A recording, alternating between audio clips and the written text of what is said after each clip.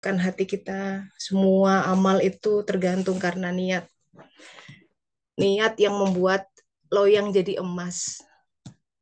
Kalau niat lillahi ta'ala, semua jadi abadi.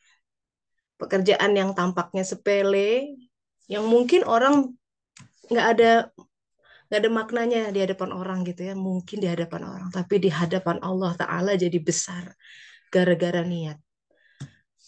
Jadi yang mengubah kehidupan itu kita niat.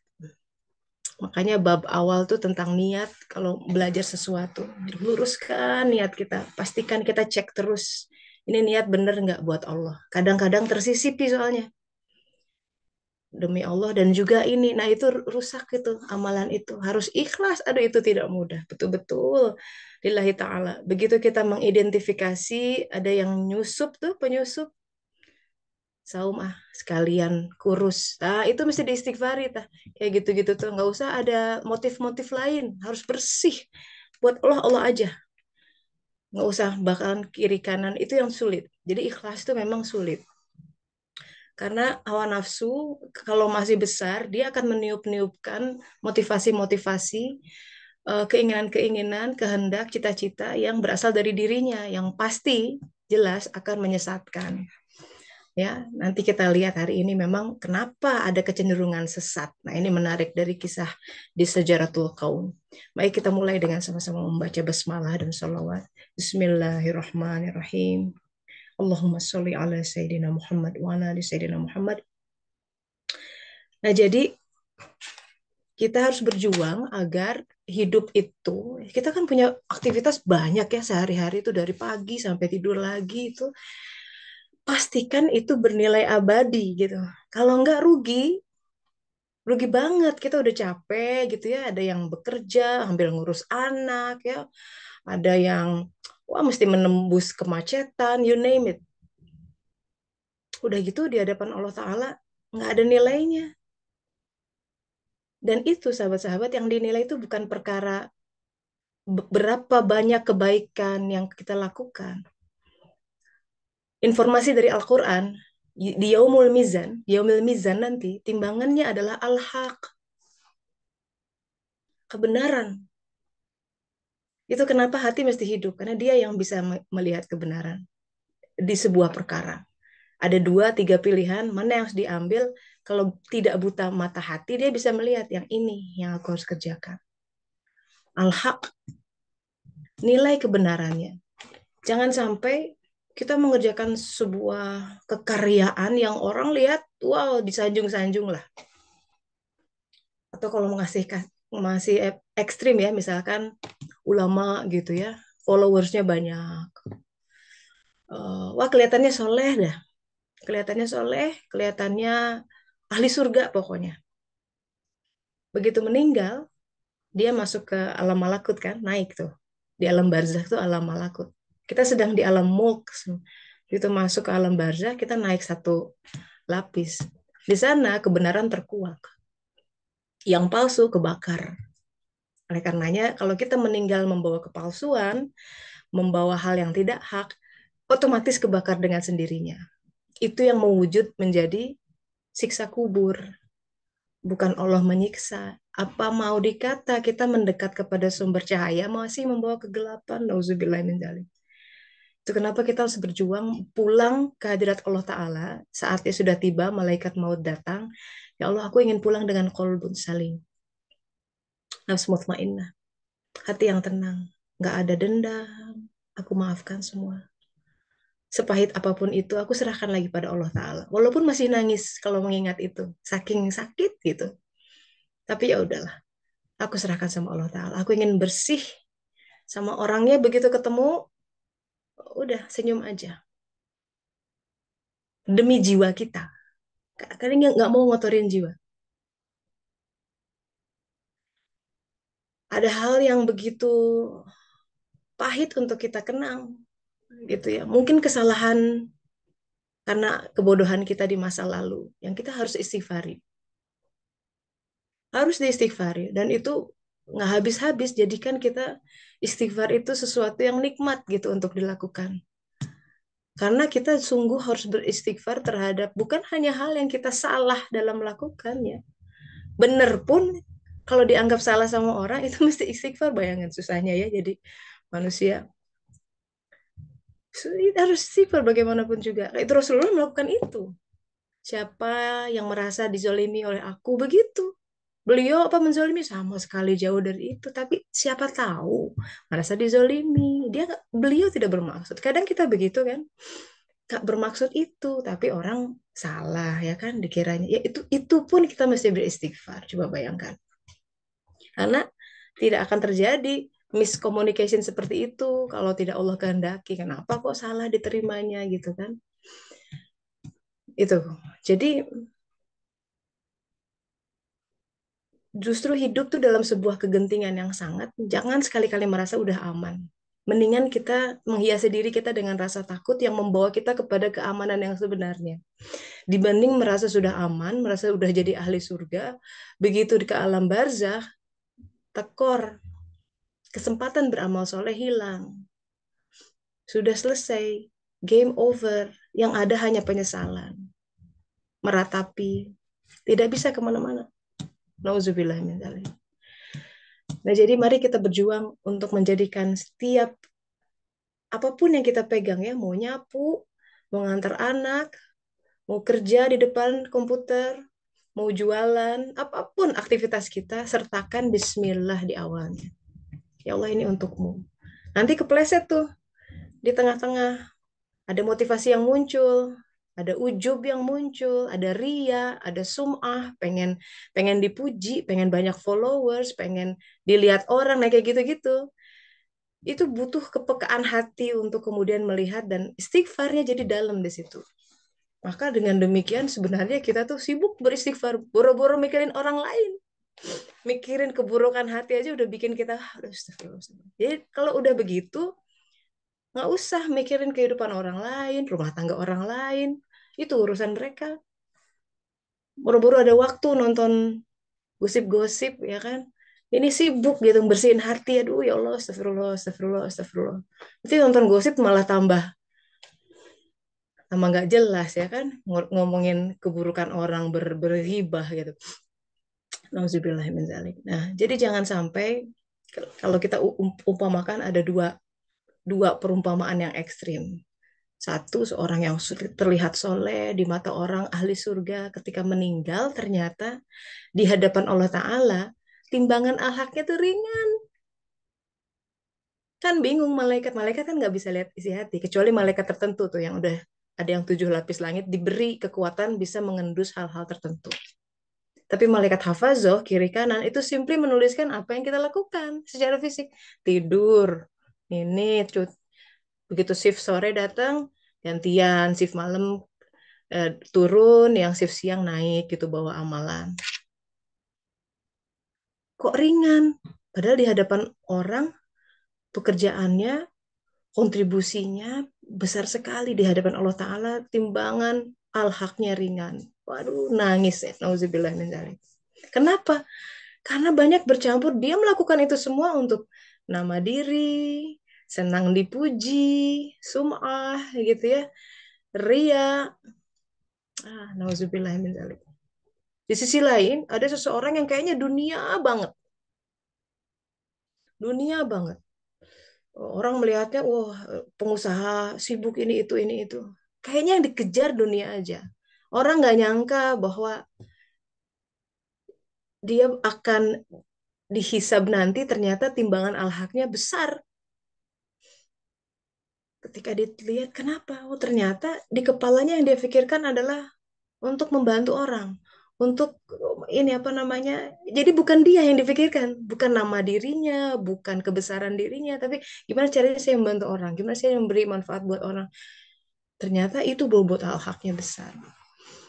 Makanya hal yang paling efektif meraih rahmatnya itu kepemurahan. Jadi Islam tuh coba lihat dari hadis 7 malaikat penjaga langit itu saja ya. Hadisnya panjang, diriwayatkan oleh Muaz bin Jabal, silahkan Google.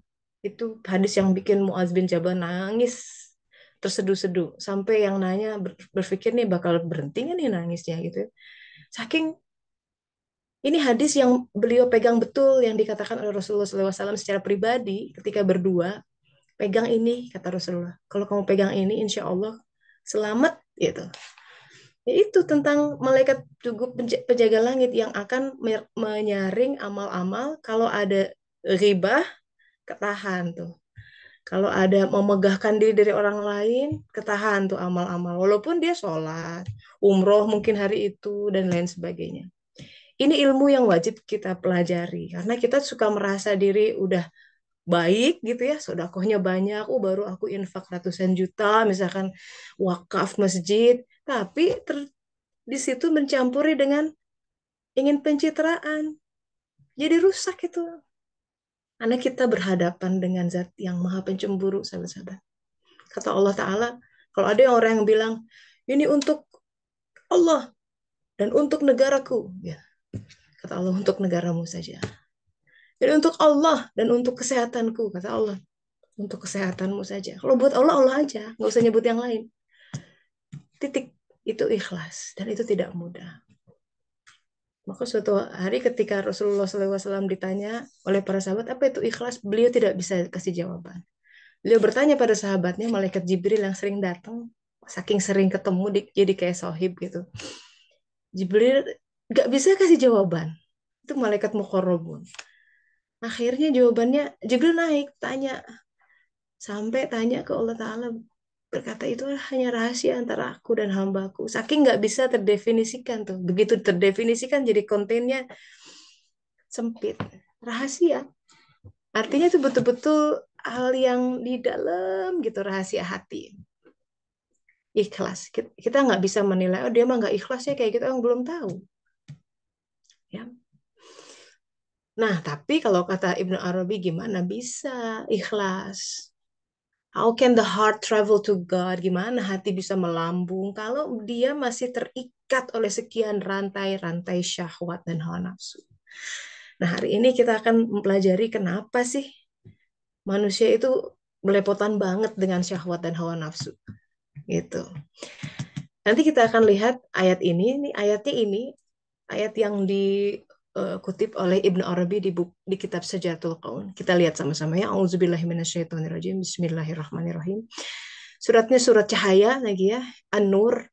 Ini tentang warning dari Allah Ta'ala. Ya ayyuhalladzina amanu. Seruannya bukan untuk manusia, tapi orang yang sudah beriman. Dengan kata lain, butuh kualitas cahaya hati untuk mengidentifikasi apa yang diseru setelahnya. Apa itu yang diseru? Jangan kamu mengikuti langkah-langkah setan. Khutuwatis syaiton. Wahai orang-orang yang beriman, jangan kamu mengikuti langkah-langkah syaitan. Siapa yang mengikuti langkah-langkah syaitan, sesungguhnya setan itu menyuruh manusia mengerjakan perbuatan yang keji dan mungkar. Itu kan fahsya wal mungkar. Ini perbuatan yang jelas dicegah kalau orang itu sholatnya benar, tegak. Aqimus sholat, tidak sekedar mengerjakan tapi tegak. Tegak itu sumbu yang vertikal, jadi bumi sama langit terhubung. Itu tegak. Jadi raganya sholat, bumi ya. Kalau dia tegak, ihsan. Ihsan tuh gini kata Rasulullah. Kamu beribadah, melakukan sesuatu. Itu seolah-olah kamu memandang Allah. Itu memang imajinasi yang main. Tidak membayangkan zatnya ya, bukan begitu. Tapi kayak Allah tuh di depan saya gitu. Dan dia maha dekat masalahnya. Kita butuh ihsan bahwa betul-betul merasa dilihat Allah. Kalau itu susah, kata Rasulullah gini, dan sesungguhnya dia melihat kita gitu. Itu ihsan. Kalau sholatnya tegak, kita nggak akan kemakan setan. Dalam arti tergelincirkan oleh langkah-langkah setan. Karena langkah-langkah setan menurut ayat ini selalu ngajaknya fahsya wal mungkar. Keji dan mungkar. Bukan sekedar secara fisik, oh berzina, itu oke yang besar-besar ya, dosa-dosa besar. Tapi hal-hal yang tadi itu, hati kepeleset sana sini itu makin dalam, makin makin banyak jebakannya.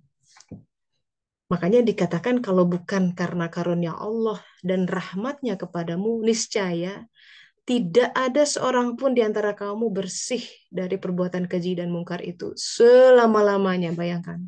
Masya Allah. Jadi kuncinya di sini kita meminta karunia-Nya. Kita bisa bersih bukan karena ibadah kita sebenarnya. Ibadah kita semata-mata ingin memikat Allah Ta'ala semoga karunia-Nya turun. Nah, karunia itu yang melepaskan kita dari fahsya dan mungkar. Tapi kemudian ayat ini ditutup dengan kata-kata yang bersifat harapan.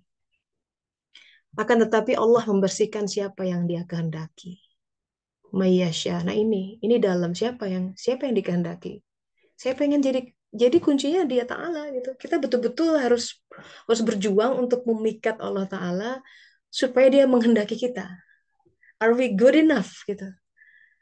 Jadi semua kebaikan aku pinjamin ya duit, jangan punya intensi aku tolong ya suatu saat nanti kamu nolong aku. Wah, udah rusak, nggak usah begitu.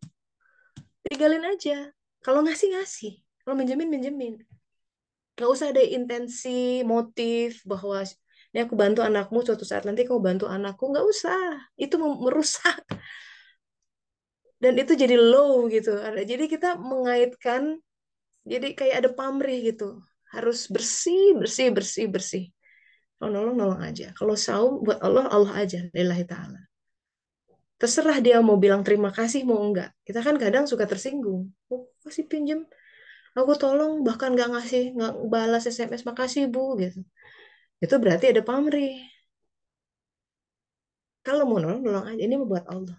Terserah orang itu mau lihat, mau mau bermuka masam, mau apa, pokok transaksi kita sama Allah Ta'ala.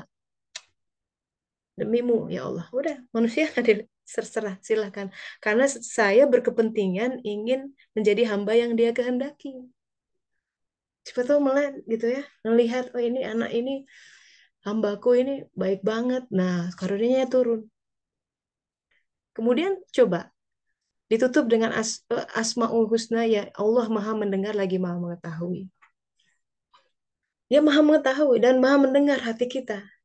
Mana yang manggil gitu, ya Allah lihat aku, Dia maha melihat walaupun bibir kita nggak bicara. Nah, jadi tadi ada dua contoh tadi. Satu yang kelihatannya ahli surga, tapi ternyata al-haknya bobotnya cetek banget. Yang satu lagi kayaknya ngejar dunia, tapi hatinya itu memanggil Allah. Aku ngerjain ini buat ini. Itu bobot al-haknya besar. Jadi yang jangan sepelekan sekedar bismillah di awal mengerjakan sesuatu. Itu yang bisa reorientasi dan itu bisa membuat al-haq, bobot al-haq kita dalam mengerjakan itu besar dan bekal untuk di yaumil mizan nanti. Nah, kenapa sih manusia tuh punya kecenderungan gitu? Repot banget deh kita gitu ya.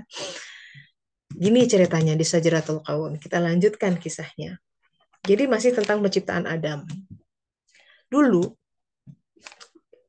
Adam alaihissalam tuh ada dua komponen sebenarnya. Satu komponen jiwa, jiwa udah dicipta duluan. Ini bicara tentang penciptaan raga.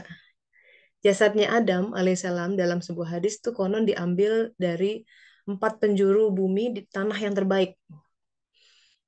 Malaikat itu terus kemudian lempungnya disimpan di suatu tempat di bumi yang itu menjadi tempat em, poros malaikat turun ke bumi.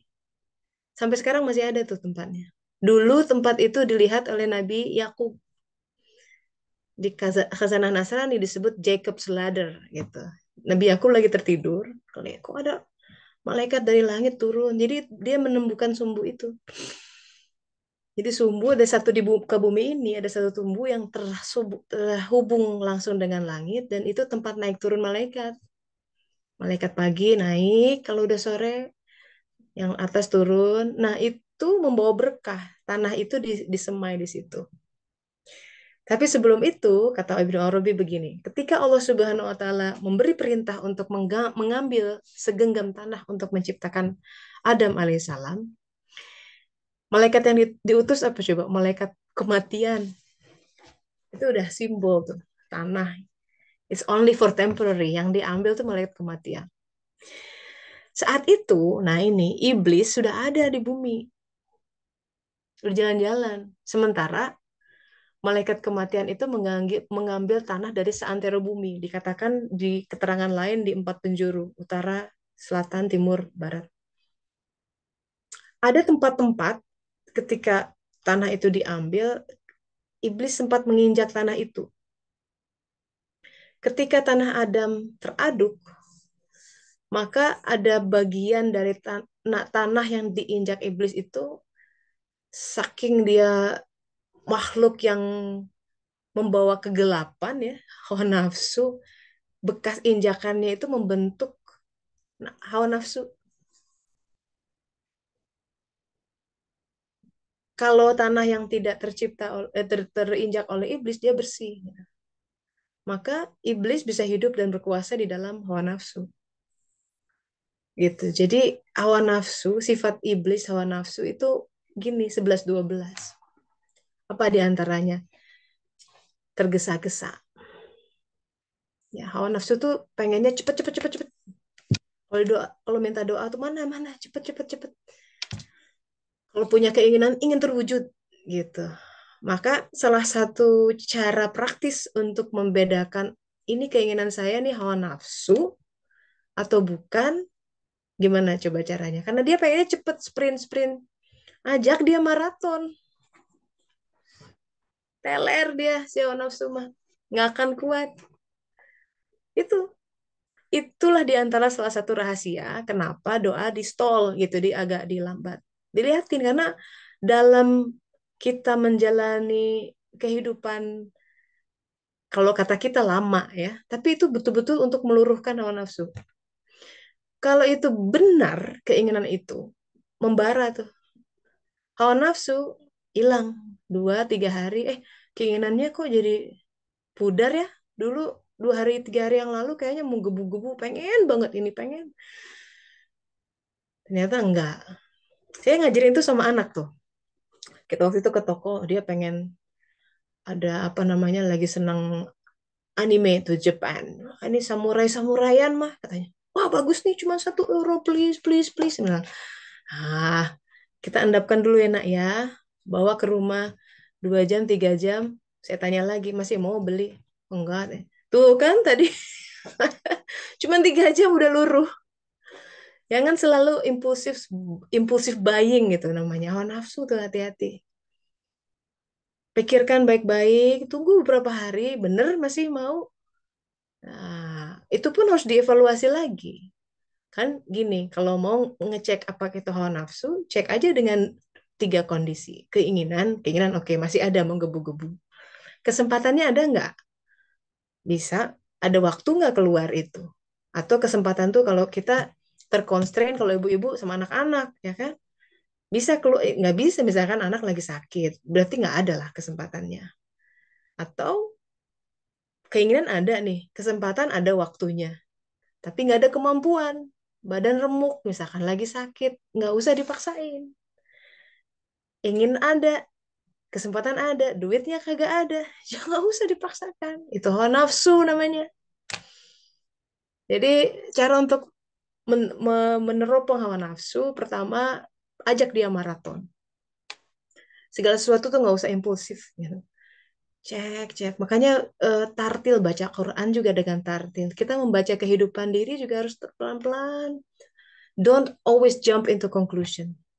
Cepat mengambil kesimpulan tuh bahaya. Lihat dulu, pelan. Observe, observe. Sambil zikir. Nah, nanti karena kan setiap hal yang kita lakukan akan diminta pertanggungjawaban masalahnya. Nanti ditanya, kamu tanggal sekian, jam sekian. Kenapa beli itu? Kan masih ada sepatu. Ya, tapi kan bagus. Wah, ditanyanya, diaudit sampai keringetan tuh. Pastikan kita aman nanti, auditnya aman. Pastikan alasan kita benar gitu. Sama Allah Ta'ala semua ditanya, coba bayangkan. Nah, itu kan kalau untuk orang beriman, makanya di sini seruannya, ya ayyuhalladzina amanu, bahai orang-orang beriman. Orang beriman tuh ya, sahabat-sahabat, pasti orang yang cari Allah. Karena orang tidak akan dikasih nur iman kalau dia tidak mencari Tuhan. Karena syarat untuk dapat iman, taubat dulu. Surat Toha ayat 82. Nah, inilah ghafaru liman taba, aku sesungguhnya menjadi maha pengampun pada yang taubat, beriman, beramal soleh, sumah dan nanti diikut ditunjuki gitu. Jadi ayat ini dikutip Ibnu Arabi di Syajaratul Qaul, jangan mengikuti langkah-langkah setan. Itu tanahnya itu diinjek setan kan, iblis. Ada bawaan hawa nafsu. Nah, kita flashback sedikit ya. Dari mana nih hawa nafsu?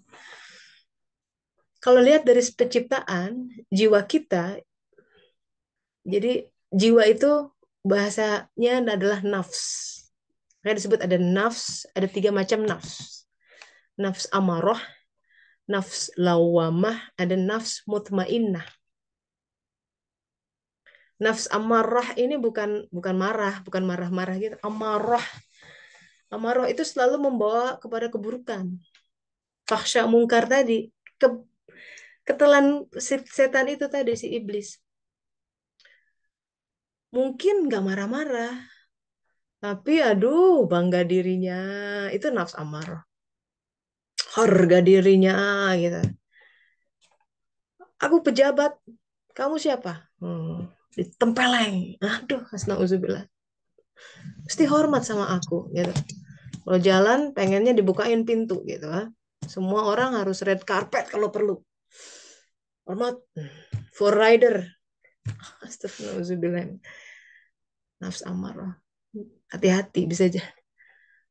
Jadi nggak perlu marah-marah misalkan. Amarah itu amarah bisu.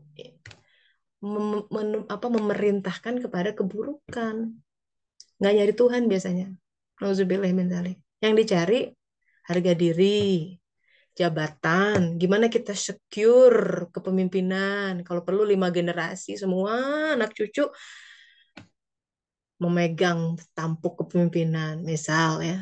Apapun caranya. Ya nggak usah kesana, ini lagi politik, lagi panas ya. Nanti diinterpretasikan macam-macam. I'm not into politics, but nas amarah itu yang kepada keburukan. Jadi nggak kena nih kalau ke ayat ya ayyuhalladzina amanu, nggak seru sebenarnya. Karena buru-buru punya nur iman biasanya. Yang dicari bukan Allah Ta'ala. Hati-hati sahabat-sahabat, itu kita harus, ini yang ngomong juga mesti mesti menelisik kepada diri sendiri. Benernya aku tuh mencari Allah. Gini-ginian itu. Benernya ini lillahi ta'ala. Kita kan merasa aku udah sholat. Rasanya udah aman. Baru pulang umroh, baru pulang haji. Dipanggil Bu Haji, udah kayak title s- apa apa namanya, jaminan masuk surga gitu. Nggak berani ya, nggak berani. Mendingan kita merasa takut karena nanti begitu masuk alam barzah itu udah the truth will reveal itself. Kebenaran akan terbuka dengan sendirinya. Kita orang yang benar atau enggak itu di sana, lihat. Tapi icip-icipnya udah dari sekarang. Apa itu? Kalau kita memang orang yang benar, itu ikut skema Al-Quran.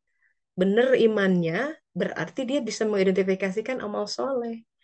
Kalau dia amal soleh jalan, orangnya takwa, sering bertakwa, sering tuh takwa tuh simple as this nih. Kalau karena banyak takwa dalam Al-Qur'an berkata wattaqullah wa yu'allimukumullah gitu. Bertakwalah, Allah akan mengajarimu. Itu ayat yang harus dipegang benar. Karena itu kunci dari semua dan obat dari semua kebingungan kita menghadapi permasalahan kehidupan. Bingung pasangan begini, bingung anak yang begitu, bingung aku mesti resign apa enggak gitu, bingung aku mesti ngambil pekerjaan ini atau proyek ini apa enggak. Kita kurang takwa, senengnya ngandelin konsultan, psikolog, bahkan ustadz gitu ya. Boleh the next step, tapi yang pertama itu mesti Allah dulu, itu tauhid. Wattaqullah wa yu'allimukumullah. Bertakwalah, Allah akan mengajarimu. Mengajari apa sih? Khususnya tentang kehidupan kita masing-masing sebenarnya. Takwa itu, sahabat-sahabat, semudah begini. bingung, ambil air wudhu, gelar sejadah, sholat khusus silahkan, mau sholat taubat, mau sholat istikharah. Tapi hati itu bilang, ya Allah, aku butuh petunjukmu. Ya Allah, aku butuh bimbinganmu. Ya Allah, Allah dipanggil Pak. Itu takwa. Dan dia membantu. Jelas. Berdoalah, aku akan mengabulkan. Ud'uni astajib lakum. Ud'uni astajib lakum. Gitu. Dia sangat, kita akan diajarkan, diberi pemahaman tentang hal-hal yang terkait kehidupan diri kita sendiri. Itu yang paling penting. Kehidupan orang lain mah urusan masing-masing. Tapi kehidupan kita, kan kita banyak hal yang masih bolong. Bener nggak dalam kehidupan kita? Masih belum paham. Kenapa orang tuaku melakukan itu dulu? Kenapa aku sempat melakukan ini, perbuatan tercela itu? Kenapa aku sempat dizolimi, dipenggal waktu itu? Banyak hal yang bolong tuh. Di titik itu kita belum bisa mengucapkan ma khalaqta hadza batila. Buat kita itu kebatilan. Sesuatu yang batil, sia-sia. Nggak ada gunanya. Kalau perlu dihapus episode penggal itu dalam kehidupan kita. Ilmu belum kelihatan. Di situ kita mesti istighfar. Belum terbuka tuh ilmunya buat kita. Sampai seperti dalam surat Ali Imran, ulil albab, ya, hatinya yang sudah terbuka ke lapis 7, akalnya, mereka baru bisa bilang, Rabbana ma khalaqta hadza batila. Nggak ada ya Allah yang kau ciptakan sia-sia. Itu dalam penggal mereka. Coba, nah makanya kitab diri itu wajib dibaca. Itu yang orang kadang lalai. Al-Quran kuncinya. Itu kitab yang bisa mendecipher. Kode-kodenya ada di situ. Wajib buka Al-Quran. Nah jadi si jiwa itu di awal bersih. Fitrah, cinta Allah, dan gandrungnya hanya kepada Allah Ta'ala.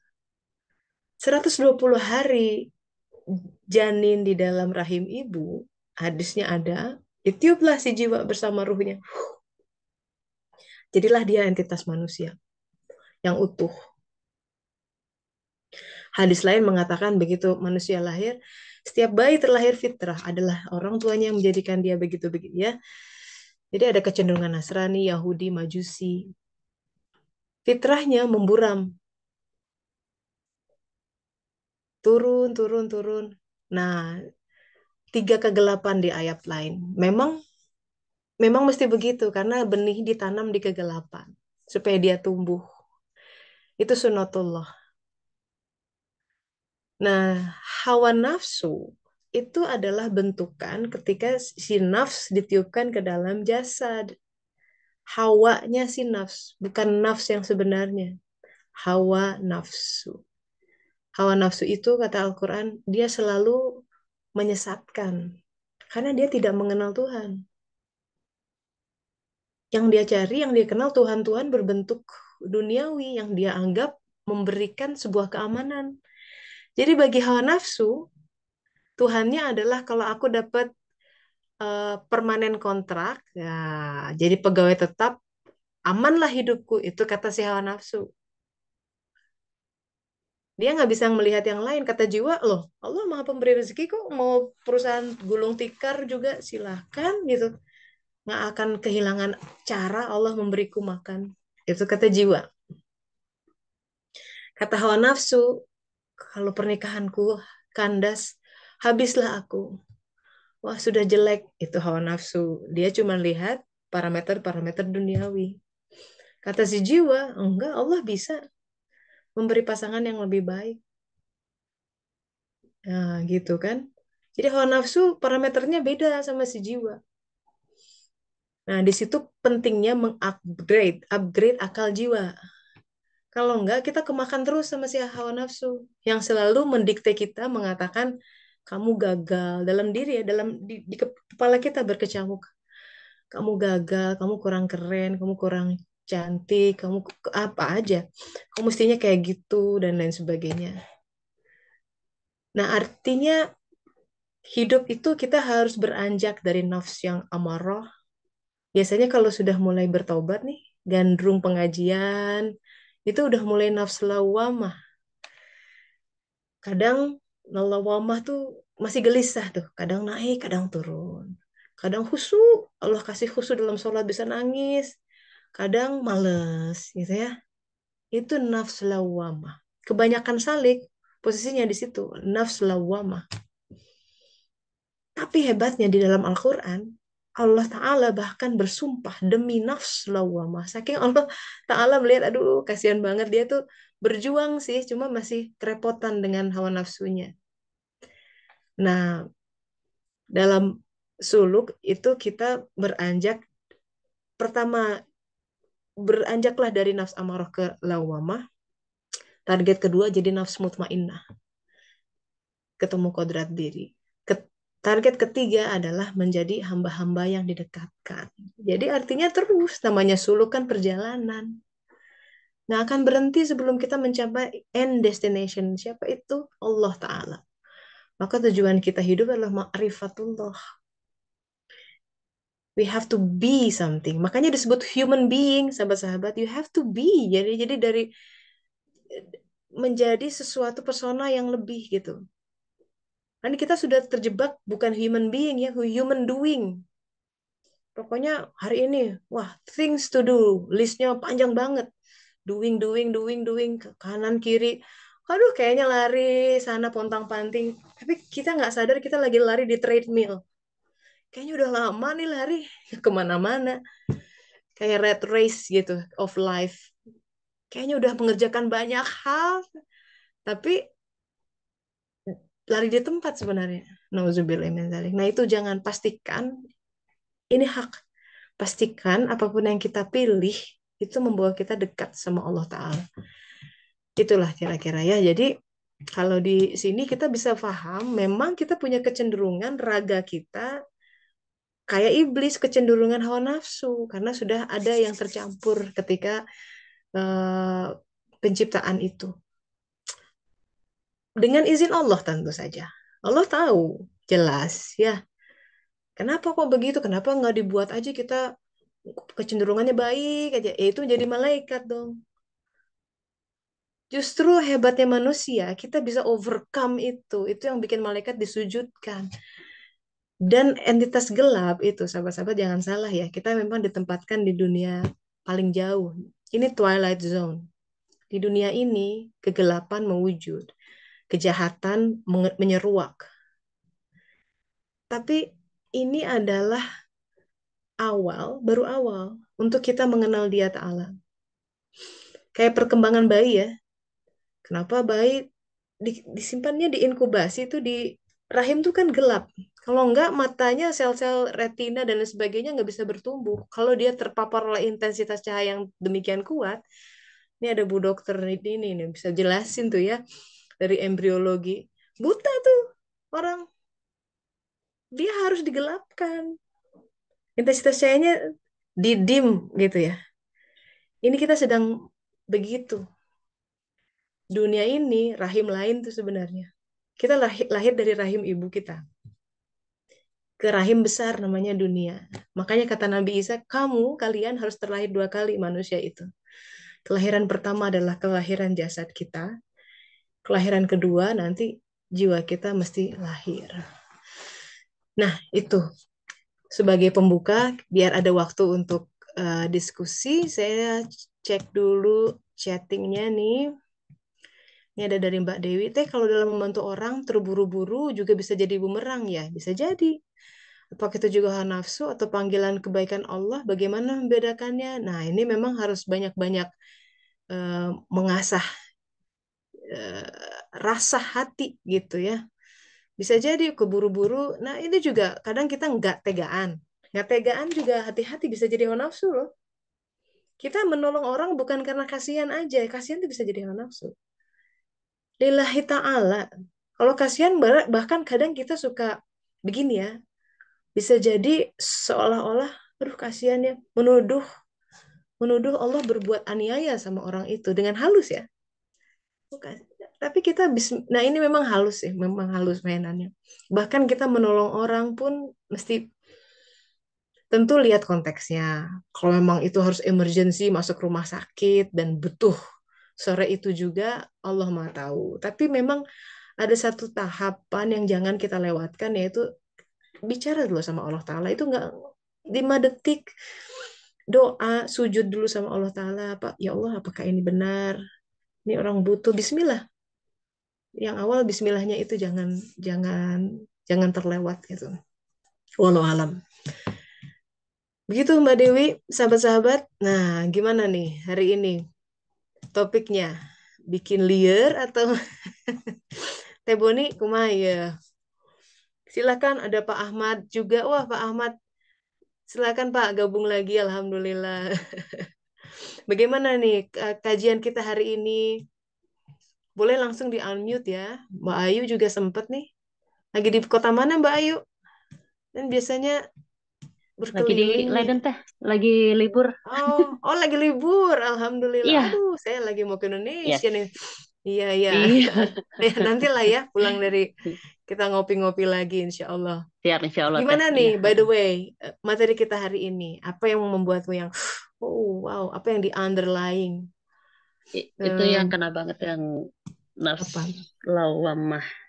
Mm-mm. Ada Kenapa? bahwa ada kalanya manusia itu apa? Males-malesan gitu. Ada kalanya kalau salat Hmm. bisa nangis, ada kalanya males-malesan. Nah, di saat males-malesan tuh apa ya? Ay- a- s- saya sih terutama nggak tahu kalau kebanyakan orang cenderung jadi menyalahkan diri sendiri gitu. Duh, Hmm. kok males sih jadi orang gitu. Duh, gimana sih ibadahnya nggak ini. Duh, ya gitulah. Jadi kayak kan padahal marah sama diri sendiri juga kan nggak nggak bagus ya, Teh. Iya nggak Iya, sih? nggak produktif juga. Iya, Mm-mm. gitu. Jadi Mm-mm. itu sih yang Dan agak susah menyesal, gitu. Iya, menyesal. betul.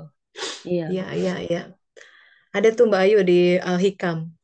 Ibnu Atha bicara tentang ini. Al-Hikam tuh kitab suluk tuh. Silahkan kalau sahabat-sahabat beli ya Al-Hikam. Itu dari Tarekat Saziliyah. Ibnu Atha itu mursyid ketiga kalau tidak salah. Mursyid mursyid hak ya. Tidak semua mursyid hak, soalnya ini mursyid hak. Mursyid hak Tarekat Saziliyah. Jadi Al-Hikam itu kitab suluk. Maka setiap kata-katanya itu nanti tunggu kita lagi terjemahin Al-Hikam apa adanya gitu. Jadi ada kata-kata suluk yang nggak bisa diterjemahin sih. Misalkan warid. Kalau kita warid itu pemberian, tapi jadi kata Arab tuh bahasa Arab luar biasa. Nanti bisa nyambung sama Al-Qur'annya gitu. Kalau kita mempreserve kata itu apa adanya. Ibnu Atha bilang begini, kalau orang menyesal ya, kayak tadi ya, aduh aku kenapa sholat kesiangan ya hari ini gitu. But they don't do anything about it gitu, sebenarnya dia dalam sebuah angan-angan kosong. Hmm. Jadi kuncinya adalah oke, nyesel, it's very human, dan orang kan kadang naik turun, tapi kemudian follow up-nya apa gitu loh. Tidak cukup hanya Hmm. menyesal, you have to do something about it. Mesti kejar. Kalau cuma nyesel ya nyesel lagi besoknya, nyesel lagi besoknya, terus kata Allah, iya nyesel nyesel tapi nggak ada action Hmm. gitu kan. Ini beneran gak sih mau sama aku kan, kita juga gitu ya. Kalau ada yang PDKT nih, bisa nggak nanti ketemuan, oh ya aduh maaf nggak bisa. Maaf, oke maaf, dia bilang maaf, tapi kemudian maaf lagi nggak bisa nih. Serius nggak sih mau ketemuan gitu kan, ya Hmm. nggak sih, Hmm. dia nggak bikin effort gitu. Ya, ya, Jadi make sense teh. dipertanyakan, ya ada actionnya. Oke, boleh ketinggalan nih sholat. Oke, aduh aku menyesal nih tahajud padahal pengen. Tapi nggak di boost di yang lain. Makanya ke Rasulullah pernah gini, kalau kalau pernah ada riwayat dia, beliau tertinggal sholat tahajud. Apa yang dilakukan? Duhanya 12 rakaat. Hmm. Gitu. Jadi misalkan dibalas hari itu juga. Karena kita nggak tahu kalau nanti keburu tidur, bisa jadi nggak bangun. Bener nggak? Bener nggak nih? Pede emang kita, besok pasti aku datang. Aduh nggak berani. Sompral gitu, tahu-tahu diambil malaikat maut datang. Sorry, it's time to go. And then, nggak sempet, astagfirullah, tuh ngapain aja sehari ini gitu. Jadi nyesel, oke. And then what? You do something about it. Terserah mau sholat, mau saum, mau infak, mau bantuin orang gitu. Tapi kita lakukan extra effort gitu. Seorang ulama di Bandung, Abah Omo almarhum bilang gini, kalau kamu mau jadi hamba yang spesial di matanya, ingat kan kita tuh pengen pengen jadi pengen dikehendaki dia gitu. Maka ibadahmu mesti spesial gitu. Kalau sholat 5 wajib mah standar gitu. Tambah atuh sama rawatib gitu. Rawatibnya juga jangan cuma 2 rakaat, tambah duhanya. Silahkan amalkanlah banyak pintu. Mau lewat saum, sholat, zikir, tilawah, membantu orang dan lain sebagainya. Jadi itu tipsnya Mbak Ayu. Hmm. Silahkan, Iya, iya, namanya iya, Teh. menyesal adalah wamah, but you have to do something about it, atau enggak kita hanya berangan-angan kosong ingin dekat sama Allah. Itu, Hmm. itu Oke. ada keseriusan teruji di situ. Bener nggak nyari Allah? Ah, ini mah cuma ngomong doang, berkali-kali bilang sorry ya, sorry, aduh aku tuh pengen ketemu kamu, ngomong doang, tapi mana effortnya? Yang kita, Allah cuma pengen lihat effort kita, mana effortnya? Ya, everybody can say that, it's easy. Aku ingin bertemumu ya Allah, aku ingin bertemu. Ya, oke, show me gitu kata Allah. Show me mana? Where's your effort? Gitu. Hmm. Walau alam. Ya, ya, ya, mohon Teh. Yes. Emang nggak semangat ya, tetap semangat. Bismillah, semangat juga dari Iya, Teh. Allah soalnya. Iya. Mesti minta semua. Kita tuh nggak punya apa-apa beneran. Begitu selamat semangat kita diturunkan, tiba-tiba ngagubrak aja, males ngapa-ngapain. Nauzubillah min dzalik. Jadi semua semangat, kekaryaan, apa ide, kepintaran, pinter ngomong, badan lah udahlah paling dekat. Siapa yang menggerakkan jantung? Oke, medically, oh ya sistem saraf parasimpatis, iya, terus siapa yang saraf itu yang menggerakkan? Itu Al-Ghazali bicara tentang itu. Kalau kita telusuri itu semua, siapa saraf terus? Allah ya, ada kausa primanya gitu. Kita suka lupa itu. Allah, Allah, Allah. Hmm, walau alam, begitu ya. Ada Ya, Teh. pertanyaan lain? Sing sehat ya, pokoknya sehat mah nikmat yang Amin, amin. tersuka paling lupa oleh setelah iman, nikmat itu nikmat sehat. Jadi mintalah sehat. Pertanyaan berikutnya dari Teh Dinar. Ya, Teh Dinar ya. Perempuan kan ya, soalnya aku punya temen Dinar nih tapi laki-laki. Bu Tessa, saat kita meminta petunjuk Allah, jawaban yang terbaik untuk kita bagaimana menemukannya. Nah, ini pentingnya kolbnya hidup. Dia yang bisa melihat hudan. Suratnya atau Ghobun, surat ke-64 ayat 11. Bagaimana kita mengidentifikasi itu jawaban Allah Ta'ala? Hatinya mesti hidup. Bagaimana cara menghidupkan hati? Itu syariat Rasulullah SAW itu ikuti dengan benar. Syariatnya tuh ya lahir batin, sahabat-sahabat. Kita kadang-kadang sebut syariat tuh kebayangnya sholat, zakat. Padahal yang namanya syariat, sabar tuh syariat Rasulullah. Tawakal, ridho, ikhlas. Udah itu aja. Sebenarnya teorinya simple gitu. Ikuti itu. Benar, begitu makin jernih hati, makin terbaca petunjuk itu otomatis. Begitu ya, Teh Dinar, Mbak Dinar. Mbak Dinar ada di mana sih posisinya? Saya di Brebes, Teh. Oh, Brebes. Waduh, Iya. Brebes. Aku nih kalau sebentar. Brebes tuh dekat kota apa ya? Sering dengar Brebes, Brebes. Berarti Soalnya gini, perbatasan sama Tegal. Tegal ya. Ya. Ibu saya kan dari Surabaya, Malang. Malang, Surabaya deket-deketan. Kalau dulu kalau mudik tuh naik mobil ya lewat-lewat gitu lah kan. Kota, udah di mana nih? Brebes gitu. Ya, Brebes Iya, lagi musim Teh. apa di Brebes nih Mbak Dinar? Kalau saya kebetulan dari kabupatennya sekitar 2 jam, Teh. Saya tinggalnya di Hmm. kecamatannya. Hmm. Kayak gitu. Jadi kalau musim apa di Brebes, sekarang di kecamatan saya lagi musim apa ya, Teh? Mangga kali ya, Teh? Iya kebayang. Kebayang kota kecil ya kehidupannya tenang kayak. Ya, ya, ya. Kepalanya yang Wah, nggak itu. tenang, Teh. Nah, it's a good point. It's a good point. Itu kenapa kita mesti bersuluk. Kan Iya. sayang. Yang bikin kita pusing itu kepala. Bener itu. Good point. Bener. Allah tuh kan bikin, Allah Ta'ala itu ingin semua ciptaannya bahagia. Ya. Tapi dia geleng-geleng kepala mungkin ya opo iki kok nggak gembira-gembira nih karena kepalanya pengen ini, pengen itu. Si hawa nafsu tuh sebenarnya. Si Betul hawa tuh. nafsu tuh nggak pernah puas, nggak bisa bersyukur sama apa yang ada. Pengennya yang di luar apa yang ada. Aduh, seandainya aku punya ini, aku beribadah dengan baik. Omong kosong. Nggak ada itu. Ibadah dengan baik tuh nggak pakai syarat. Nah, kalau aku bisa begini, ada musola, wah aku bisa khusyuk, omong kosong. Nggak ada tuh pengalaman. Contoh ya, wah kalau lagi dulu sibuk sama anak tuh kan, wah ini. Persahabatan dulu ya Allah pengen satu hari tuh anak-anak beresin gitu ya, biar aku bisa sholat khusyuk. Aku titipkanlah anak-anak sama orang. Bisa sholat khusyuk? Nggak juga gitu. Karena kita terlalu mengandalkan keadaan, bukan mengandalkan Allah. Itu terpeleset tuh di situ. Sebenarnya kalau kita mengandalkan Allah, mau sambil gendong anak nangis, hati itu bisa nangis tuh, ikut sujud. Kita nggak perlu kok keadaan. Jangan didikte oleh keadaan kalau kita mau ibadah sama Allah Ta'ala. Katanya Allahu Akbar, Allah Maha Besar. Tapi keadaan bisa jadi lebih besar dari kita, seperti itu. It's a good point, Mbak Dinar. Ya itu, semoga bisa happy ya. Duh, Ya ini Teh, nikmat sekali amin. internet nih, Brebes, Amsterdam.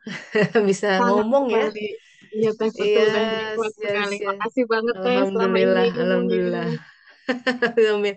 Ini ada sama-sama Mbak. Ini request dari Bu Dokter bikin kajian offline Surabaya Malang. Aduh, pengen banget, insya Allah. Ya tadinya 2 minggu ini mau ke Jogja, Malang, tapi saya ada tamu dari Amerika yang mau belajar Islam dan bersyahadat. Jadi shift, jadi berubah ininya konstelasinya. Jadi saya mengawal beliau dulu gitu. Mungkin ya, semoga tahun depan ada waktu lagi kita bikin kajian offline di Surabaya, Malang, ini insya Allah. Teh Indri, ya betul sekali. Saya dulu sering begitu. Kalau begini pasti begitu. Kalau begini ternyata tidak. Nah, betul. Kita tuh kan suka jadi, kita nggak sadar jadi Firaun ya. Kita bilang, oh Firaun is a legend in the Quran. Aku mah, aku jauh dari itu. Ternyata kita ngatur-ngatur Tuhan. Itu jadi Tuhan juga gitu. Ngatur-ngatur anak kadang-kadang ya. Nak, kamu ambil jurusan ini ya. Nggak bismillah dulu. Aduh, Nasya. Bisa fatal, nauzubillah. Jangan nikah sama itu. Nggak bismillah dulu. Siapa yang paling tahu tentang anak kita? Ya Allah Ta'ala. Siapa yang paling tahu tentang diri kita? Allah Ta'ala. And then kita ngambil keputusan tuh melupakan dia. Itu definisi orang fasik dalam Al-Quran. Orang yang melupakan Allah. Kalau sering begitu, Allah bikin dia lupa pada dirinya. Kehilangan jati diri. Dia menjadi orang nggak jelas. Hantu. Hanya mengikuti dari pengen dipandang orang seperti itu. Takut dianggap buruk oleh keluarga besar gitu ya. Oleh komunitasnya takut dianggap jelek, kurang. Dia jadi hantu, jadi zombie oleh apa namanya keinginan sekitarnya. Nauzubillah min dzalik. Gitu. Jadi kuncinya kan begitu memang ayat Al-Qur'annya. Apa yang kau anggap baik belum tentu baik. Apa yang kau anggap buruk, apa yang kau benci belum tentu itu sebuah hal yang buruk. Ayat itu ditutup dengan Allah yang Maha Tahu. Allah yang Maha Tahu. Jadi sebenarnya kuncinya begini untuk menghadapi si gejolak hawa nafsu itu. Dia pasti cenderung seperti janji iblis ya, aku akan mendatangi mereka dari depan, belakang, kiri, kanan, dan engkau mendapati sebagian besar mereka tidak bersyukur. Nah, jadi caranya adalah kita mesti bersyukur supaya kita nggak ketarik sama iblis. Tangga pertama kebersyukuran, terima dulu. Oke nih, aku lagi dikasih sakit gigi nih hari ini. Aku terima ya Allah. Ijab kabul kalau perlu. Menguatkan itu. Aduh, keinginan sih ke sana sini gitu ya. Tapi apa yang ada ya udahlah. Misalkan gini ya, udah nggak betah nih sebenarnya di kerjaan yang hari ini gitu ya. Ya, kan suka tuh kayak gitu. atau nggak betah di pernikahan, nggak betah di kondisi sesuatu.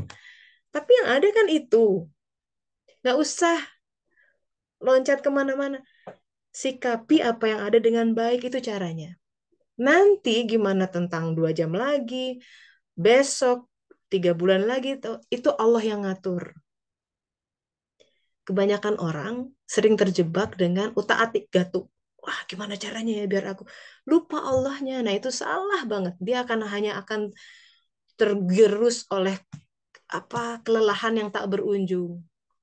Selesai satu masalah, datang masalah lain. Dia nggak minta Robul Alamin sih, yang sementara sholat bilangnya Allahu Akbar. Enggak tuh, yang lebih besar buat dia masalah egonya. Bohong itu kata-kata dia dalam. Allah tahu, tapi Allah tetap ngasih, jantungnya diurusin, makanannya dikasih, itu maha pengampunnya Allah Ta'ala. Ar-Rahman Ar-Rahim. Nah, jadi kita sahabat-sahabat, udah yang ada, terima dulu. Ya, apa yang ada, kita tersenyum dan hadapi dengan tauan, sukacita. Itu adalah gerbang pertama agar rezeki yang di depan kebuka. Dan kemudian saksikanlah bagaimana Allah Ta'ala menyapih kita, membersihkan kita, merahmati kita dalam karunia-Nya. Kalau kita hidup senantiasa punya mentalitas seperti itu, nggak ada keburukan sebenarnya pada esensinya. Yang ada hanyalah kegelapan kita dan ketidaktahuan serta ketidakpahaman kita terhadap segenap treatment Allah Ta'ala. Jadi berprasangka baik, ya, berprasangka baik. Ini sebelum tutup masih ada lagi, bagaimana agar tahu apa yang Allah inginkan dari awal. Karena kalau berdoa spesifik, bekerja keras, ternyata tidak sesuai dengan keinginan Allah, akan lebih mudah kecewa. Ya, sebenarnya yang penting udah bismillah aja dulu.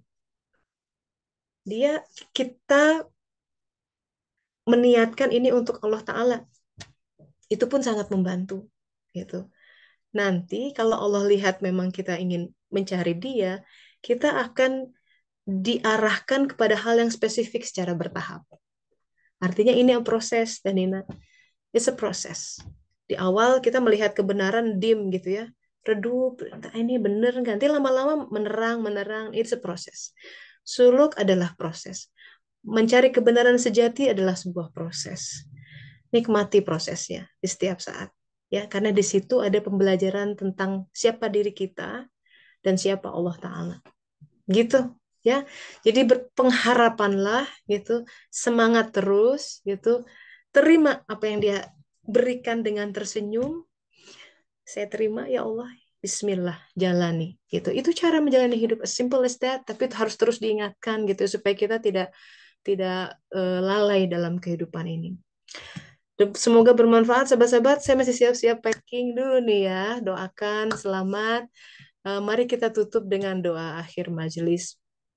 Subhanaka Allahumma wa bihamdika asyhadu alla ilaha illa anta astaghfiruka wa atubu ilaik. Alhamdulillahirabbil alamin.